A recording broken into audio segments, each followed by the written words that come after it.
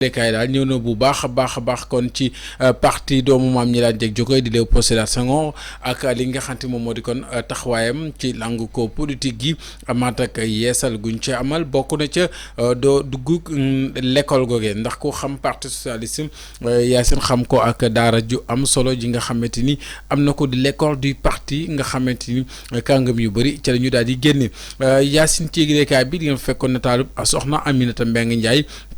moo nekk noonu ci photo boobule yëglekaay bi ci laas des na ci wàllum lu soxal haute cour de justice Ndeye Saly Diop maam joxe na caution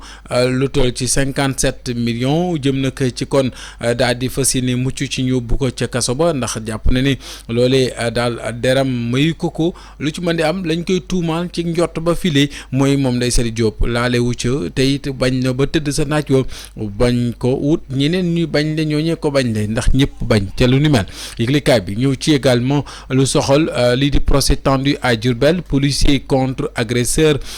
du policier ou policier pris pour des agresseurs maanaam ab atte bu tàng jëpp ca ëttu attekaay ba nekk ci njaareem policiers yi kon ñenn ñi tuumaal leen wàllum agression lu ci mën di am tàngoon na saf sàpp ubbi leen xët laas liir ko yëglekaay bi ne loo ci mën di dégg mooy pool financier boobule nga xamante ni ñenn ci ak njabootuk mbokki Farba Ngom bokkoon nañ ci ñu tegoon loxo bàyyi nañ leen ci rek ab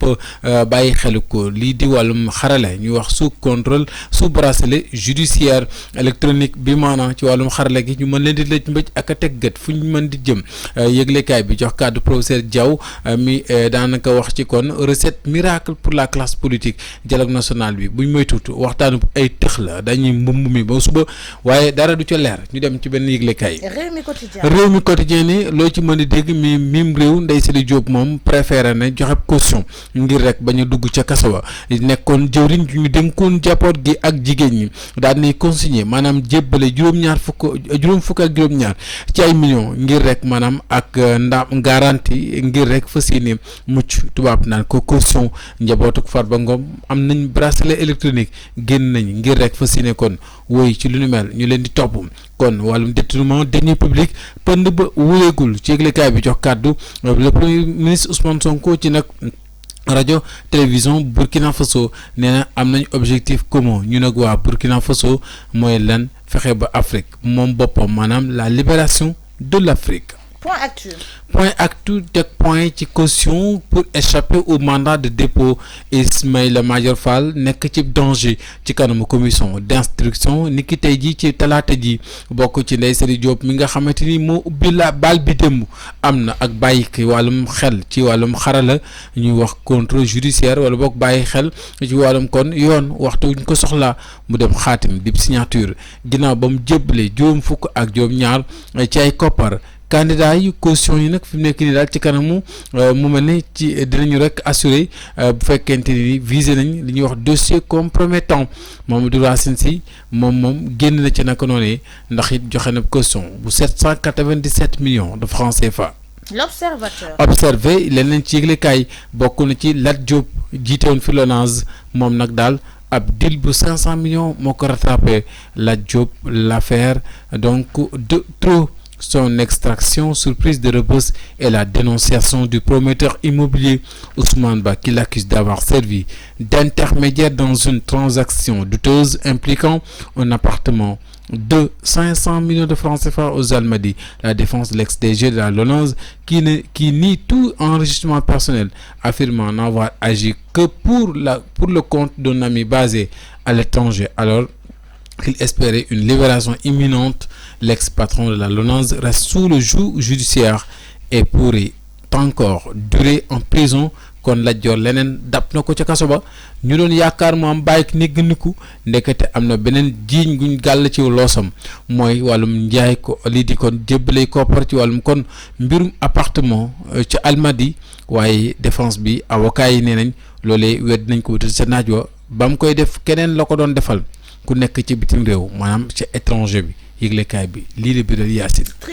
Tribune yëglekaay ne loo ci mën dégg mooy xamal ne Ndeye Saly Diop moom kon décaissé na 57 millions de francs CFA ngir rek maña dugg ca nungu siin kaso boobee kaso it neexul waaye caution validée vers une liberté provisoire de Tahirou Sarr it ginnaaw ni ki démb wax nañ ko fi ci revue yi joxe na li nga xam te moo di ay caution jëm ci kon ay kër yi nga xamante ni maanaam te hypothèque nañ ko teg ko ci kon foncier bu Rufisque ngir fa sini mu dem ci moomeelu état. yëglekaay bi ne l'agenda ñëwaatal ci yëglekaay bi di Tribune l'agenda caché du dialogue.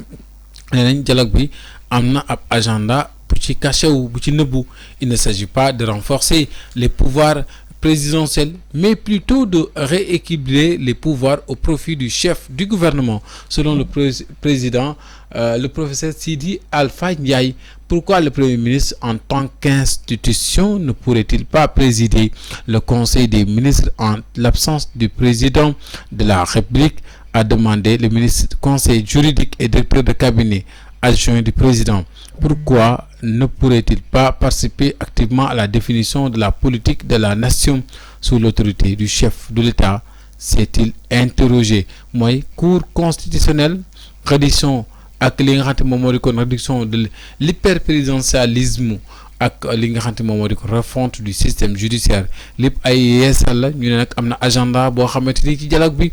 làqatu na ca ba du dañuy nar a dolli kon nguur ku am doole yéeli maa ne jëwriñ ji di Ousmane Sonko yëglekaay bi lii la daal di xëy xamle Birane ak Ismaïla Ngom moom di ay frère njaboot ci rakk ci Farba Ngom bàyyi nañ leen ci ab lam buñ leen takkal ci xarala lañ leen di tekki gët ñuy wax bracelet électronique. Direct News. def ci direct fekk fa Amadou Ba mi assumé Macky et l'APR cherche journée nationale du dialogue du 28 mai 2025. Le chef de l'État Bassirou Diomaye Faye s'apprête à tenir ce 28 mai une nouvelle édition de la journée nationale du dialogue. Cette date a été instituée en 2016 par le président Macky Sall. Malgré cette volonté d'apaisement et de construction collective, l'APR à l'origine même de cette initiative a décidé de boycotter l'édition 2025. L'histoire retiendra que l'APR, qui avait fait du dialogue une boussole de la République, a choisi de s'en écarter. Cependant, Amadou Ba et d'autres ont fait le choix d'en honorer donc l'héritage. Amadou Ba, le chef de l'opposition à la suite de la dernière présidentielle, voit dans ce cadre une occasion de faire valoir ses positions et d'assumer une présence républicaine dans l'espace institutionnel. Cette décision mûrement réfléchie constitue pour la nouvelle responsabilité une réponse politique responsable face aux enjeux multiformes auxquels notre pays est aujourd'hui confronté, renseigne le communiqué des partisans de Amadou Ba. Notre participation s'inscrit dans une dynamique de contribution critique et constructive dans un contexte politique, économique et social particulièrement préoccupant qui nécessite très rapidement des mesures d'apaisement. Renseigne l'entité politique nouvelle responsabilité kon Amadou Ba ku ko fa dëgg ne ko massa dana àgg ca boobu lépp waxtaan waa APR moom demuñ lànk la ñu def moonte ñoo fi indi woon lu nu mel ngir 28 mai bu jot ñu waxtaani réew bu Sénégal lii de laa wax ci Direct News ñu jàll. Source A ñëw ci lu jëm ci également wàllum criminalisation de l'homosexualité coow laa ngi ne cob bay ni mbàccum gerte. Maam Makhtar Gueye moom daanaka moom bàyyi na Ousmane Sonko ndax nag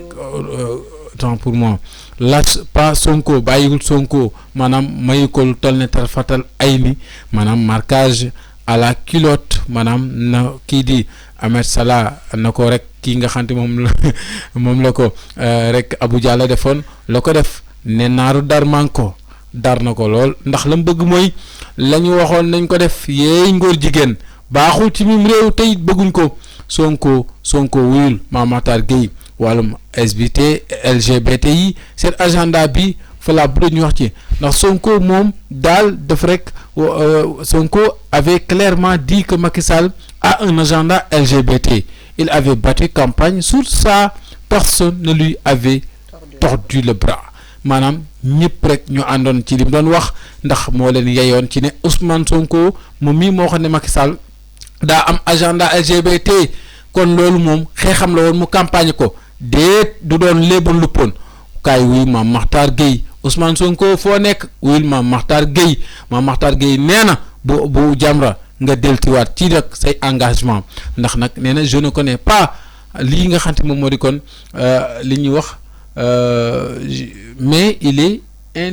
indiscipliné ki nga xam te moom moo di am na tur mu wax foofu mais gis bi neexul ce genre mu ne sa gars-là attaqué tout Akhenaton waaw mu ne xaw ma sax Akhenaton waaye ku indiscipliné la ndax nag kooku da doon attaqué ñëpp ci réew mi mu ne daal moom Jamra fi mu nekk nii ñu ngi préparé un dossier judiciaire contre kooku di Akhenaton man bëgguma sax di xam seen tur ndax ñii jëruñu tekkiwuñu dara ci réewum wala ci àdduna bi ndax du ñu baax ñu daal di wëy ci beneen yëglekaay Yacine aywa ñu des ba tey source a ñëwaatal si ñëwaatal rek roof yàqul jën Yacine ñu wax ci outre la diffusion de fausses nouvelles l'offense au chef de l'État et apologie au crime collé au chroniqueur charge triple XL contre Nguer Abdou Nguer moom it fi nekk ni daal mbiram mi ngi bëgg a tar